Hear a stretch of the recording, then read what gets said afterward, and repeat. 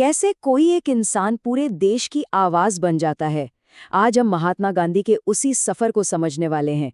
मतलब कैसे वो दक्षिण अफ्रीका से एक एक्टिविस्ट बनकर भारत लौटे और देखते ही देखते कुछ ही सालों में भारत के स्वतंत्रता संग्राम का सबसे बड़ा चेहरा बन गए। ये सिर्फ इतिहास का एक पन्ना नहीं है, ये लीडरशिप और बदलाव की एक ऐसी कहानी है जो आज भी हैरान करती है। तो गांधी जी का ये जो ट्रांसफॉर्मेशन था ना, वो 4 बड़े स्टेप्स में हुआ। हम एक एक करके इन चारों पड़ावों को देखेंगे और समझेंगे कि कैसे हर कदम ने उन्हें एक नेशनल लीडर बनने के और करीब पहुंचा दिया। तो चलिए कहानी को बिल्कुल शुरू से शुरू करते हैं।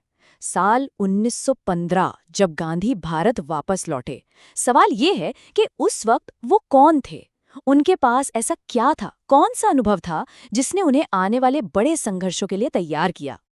देखिए, भारत आने से पहले गांधी ने अपनी जिंदगी के लगभग 2 दशक साउथ अफ्रीका में गुजारे थे और वो समय उनके लिए एक तरह की पॉलिटिकल लैब था।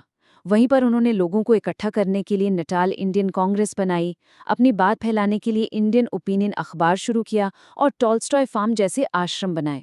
और सबसे ज़रूरी बात, यहीं पर उन्होंने सत्याग्रह का अपना वो आइडिया पहली बार टेस्ट किया था, जो आगे चलकर भारत की आज़ादी का सबसे बड़ा हथियार बनने वाला था।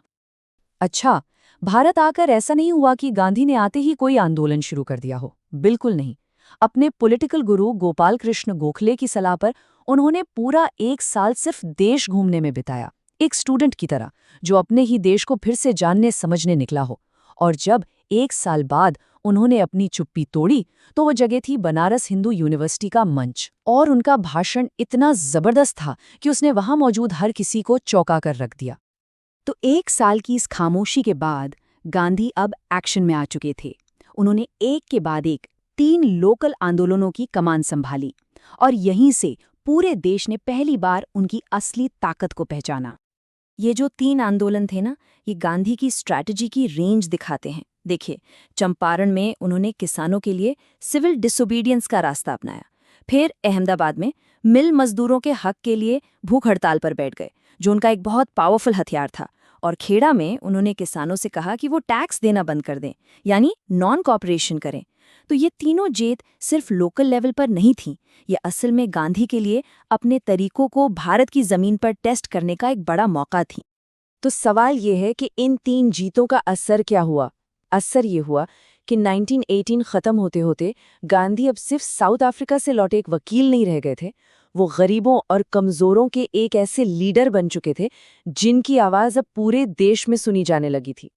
गांधी का असर तो बढ़ रहा था, लेकिन जाहिर है ब्रिटिश सरकार ये सब चुपचाप तो नहीं देखने वाली थी।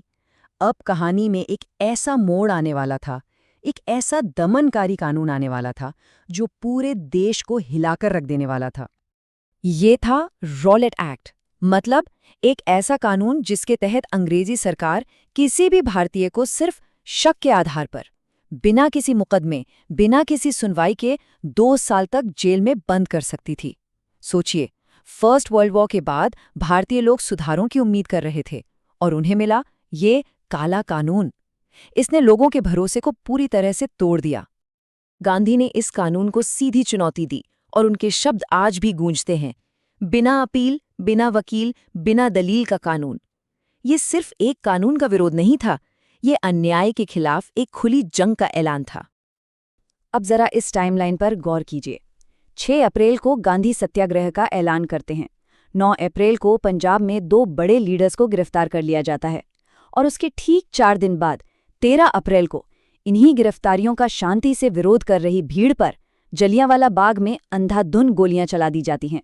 मतलब कुछ ही दिनों के अंदर एक शांतिपूर्ण विरोध एक भयानक राष्ट्रीय त्रासदी में बदल गया। जलियांवाला बाग की खबर ने जैसे पूरे देश की आत्मा को झकझोर कर रख दिया।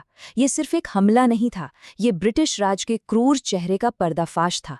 इसी के विरोध में रविंद्रनाथ टैगोर ने अपना नाइटहुड लौटा दिया, गांधी ने अपना कैसरे हिंद मेडल वापस कर दिया। ये एक ऐसा जख्म था जिसने भारत की आज़ादी की लड़ाई का रुख हमेशा हमेशा के लिए बदल दिया। तो रॉलेट एक्ट का गुस्सा और जलियांवाला बाग का दर्द, इन दोनों ने मिलकर एक ऐसी चिंगारी भड़काई जो अब पूरे देश में एक आग की तरह फैलने वाली थी।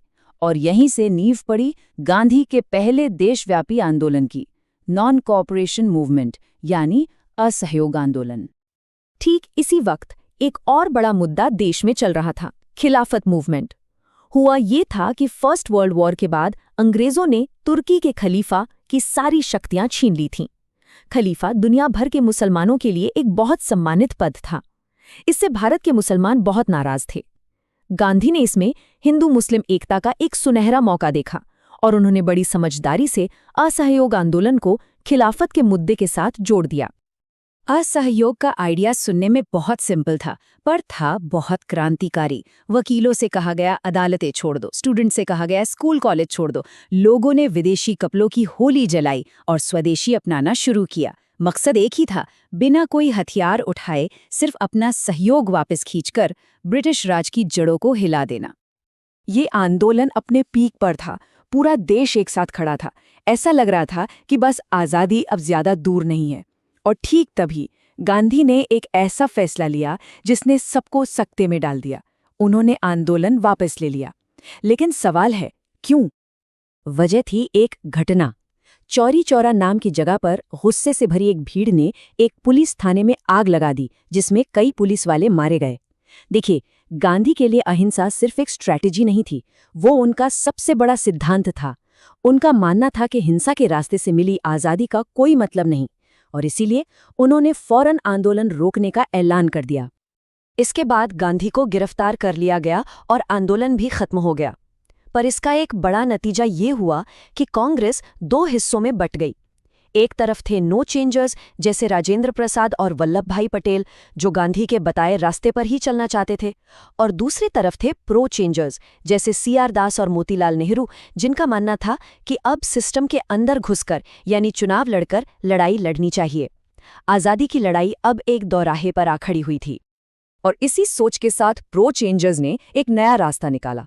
CR दास और मोतीलाल नेहरू जैसे बड़े नेताओं ने मिलकर 1923 में स्वराज पार्टी बनाई, जिसका मकसद साफ था, चुनाव लड़ो, काउंसिल में जाओ और सरकार की नीतियों का अंदर से विरोध करो।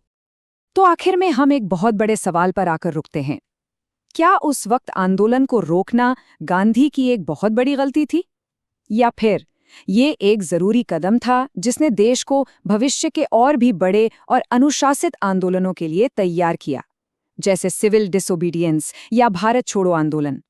ये एक ऐसा सवाल है जिसका जवाब इतिहासकार आज भी ढूंढते हैं।